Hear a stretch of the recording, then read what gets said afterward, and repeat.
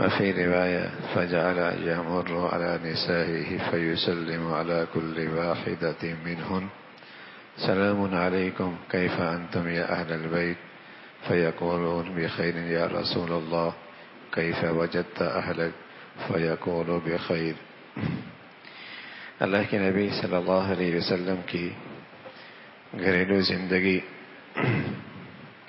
اور ہمارا ایمان ہے کہ اس کائنات میں سب سے کامیاب زندگی محمد الرسول اللہ کی ہے۔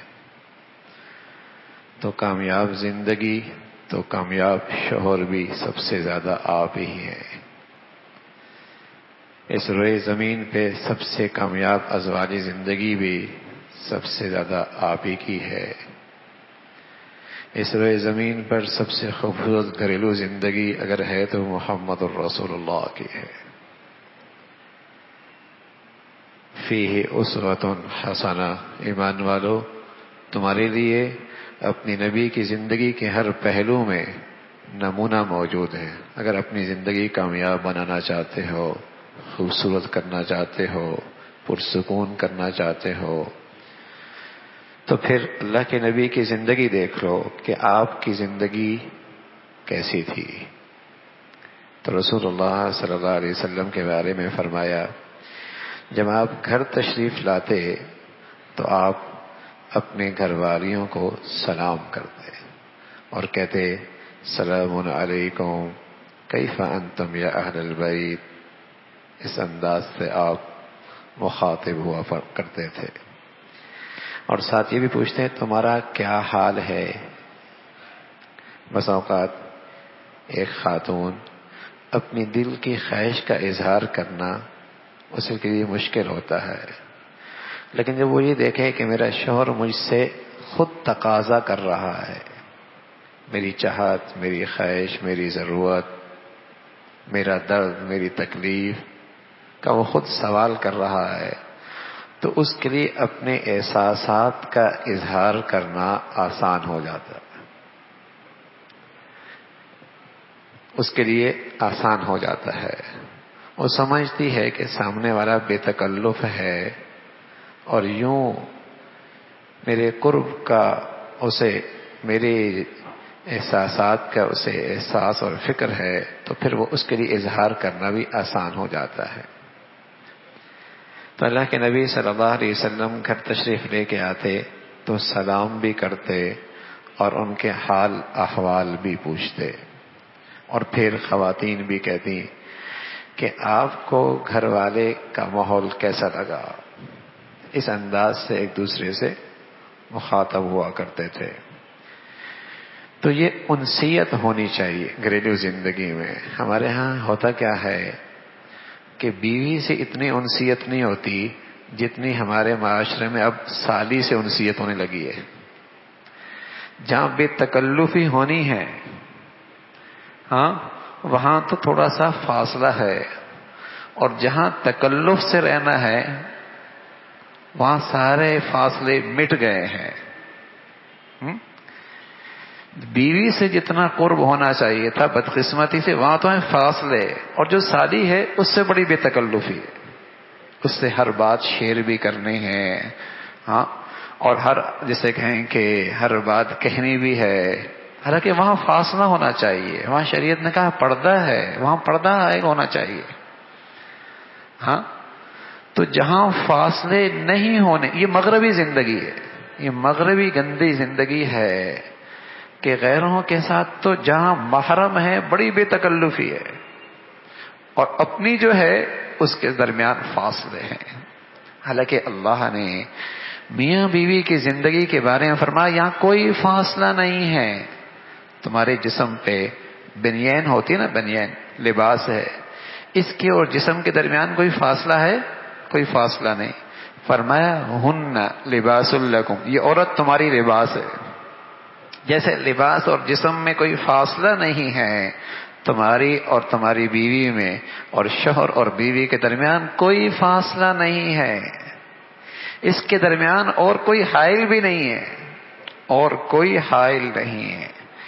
بیوی کا حق، ماں کا حق اپنا ہے، باپ کے حقوق اپنے ہیں، ماں کے حقوق اپنے ہیں، لیکن بھائی کل قیامت میں وہ ماں بھی اپنے شوہر کے ساتھ اٹھائی جائے گی، اور تم بھی کل قیامت میں اپنی بیوی کے ساتھ اٹھائے جاؤ گے۔ بحیثیت بیٹے کے تم نے اپنے ماں کے حقوق ضرور ادا کرنے ہیں، لیکن خیال رکھنا کل تمہارا معاملہ قیامت میں جو ساتھ ہونا ہے وہ اپنے شوہر کے ساتھ اٹھے گی، تم اپنے شوہر کے ساتھ اٹھے گی۔ ہاں، تو بس اوقات کیا ہوتا ہے، میاں بیوی کے درمیان فاصلہ آ جاتا ہے ساس کی وجہ سے، اور بس اوقات جس بیوی نے بچے جنے ہیں یہی بچے ماں باپ کے درمیان فاصلے کا باعث بن جاتے ہیں۔ لڑائی کیوں ہے؟ بچوں کی وجہ سے۔ لڑائی کیوں ہو رہی ہے؟ بچی کی وجہ سے۔ لڑائی کیوں ہو رہی ہے؟ بچوں کی وجہ سے۔ ارے میاں، بچے بعد میں ہیں، بیوی پہلے ہے۔ بچے بعد میں ہیں، بیوی پہلے ہے۔ بچے اس کے بعد ہیں، بیوی پہلے ہے۔ اس سے زندگی ٹھیک کرو، اس سے انشاءاللہ بچوں کی تربیت بھی ہو سکے گی۔ اور بچوں کی وجہ سے اگر روز گھر کے اندر جسے کہیں کہ آوازیں بلند ہونے لگیں، اور جسے کہیں کہ آپس میں میں ہونے لگی، تو بچوں پر کیا منفی اثرات پڑیں گے۔ تو رسول اللہ صلی اللہ علیہ وسلم یہ گھریلو زندگی سکھا رہے۔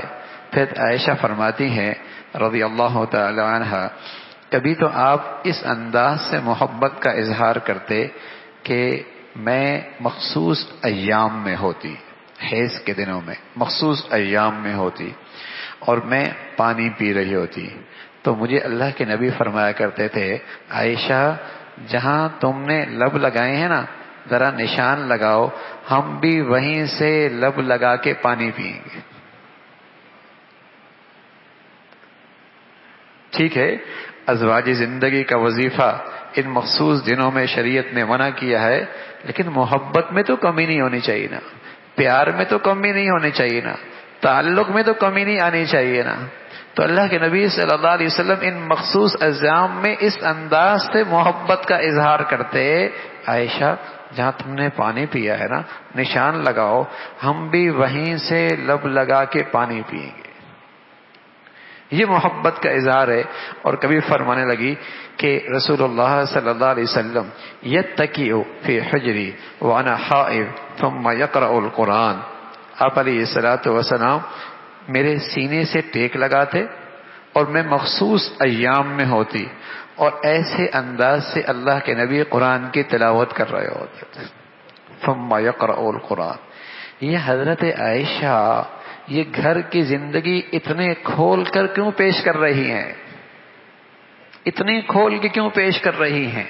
ارے بھائی، میرے نبی کی ہر ادا پہ عمل کرنا عبادت ہے، میرے نبی کے ہر طرز عمل کو اپنانا دین ہے، میرے نبی کی ہر سنت کو اپنانا، اس سے زندگی میں رونق ہے، برکت ہے، رحمت ہے۔ تو حضور علیہ الصلوۃ والسلام ان مخصوص ایام میں بھی اپنے گھر والوں کے ساتھ اس انداز سے قرب کا مظاہرہ فرماتے۔ عائشہ فرمانے لگی، میں وہ خوش نصیب خاتون ہوں کہ آخری دن تھے، میرے بھائی حضرت عبد الرحمن حضور علیہ الصلوۃ والسلام بیمار تھے، اور میری گود میں تھے، آپ کا سر میرے گود میں تھا، آپ کا سر میرے گود میں تھا، اور سخت بیمار تھے، اور یہ آپ کی زندگی کی آخری بیماری تھی۔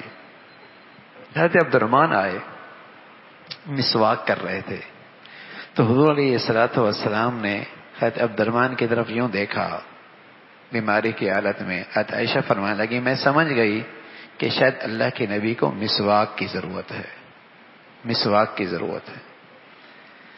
تو میں نے کہا یا رسول اللہ، آپ کو مسواک چاہیے؟ تو آپ نے سر سے اشارہ فرمایا، ہاں مجھے مسواک چاہیے۔ میں نے اپنے بھائی سے مسواک لی، اور پھر اسے چبایا، اور چبانے کے بعد میں نے اللہ کے نبی صلی اللہ علیہ وسلم کو وہ مسواک دی۔ تو فرمانے لگی، میں وہ خوش نصیب عورت ہوں کہ زندگی کے آخری سانس حضور کے میرے گود میں نکلے، اور میرا لعاب اور اللہ کے نبی کا لعاب، یہ دونوں ملا، یہ دنیا میں آپ کی زندگی کی آخری غذا تھی۔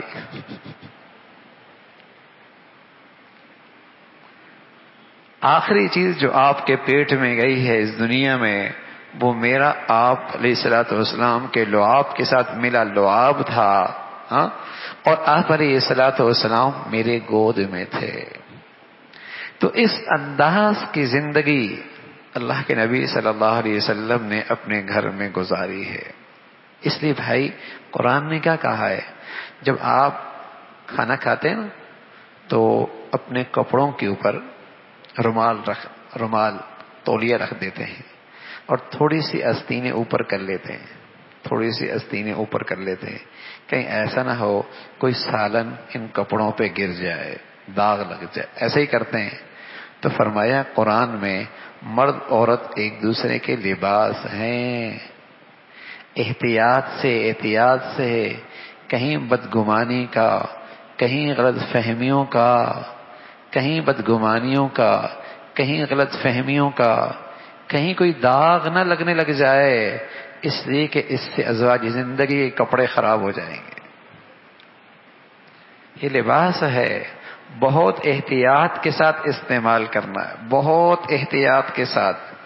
اور پھر لباس ہے، کوئی مرد ایسا نہیں اور کوئی عورت ایسی نہیں جو غلطیوں سے بالکل ہی پاک ہو، ایک اللہ کے نبی کی ذات ہے بس، باقی ہر ایک کے اندر کمیاں کوتاہیاں ہوتی ہیں، کمزوریاں قسمیں نہیں ہیں، لیکن لباس بتایا، لباس، مرد اپنے عورتوں کی کمیوں پہ پردہ ڈال دے اور عورت اپنے شوہر کی خامیوں پہ پردہ ڈال لے، ہاں، عورت کا کام ہے وہ اپنے شوہر کا تذکرہ ایسے انداز میں کرے کہ اس کے اپنے شوہر کی کسی خامی کا پتہ کسی اور کو نہ لگے، کسی عیب کا پتہ دوسرے کو نہ لگے۔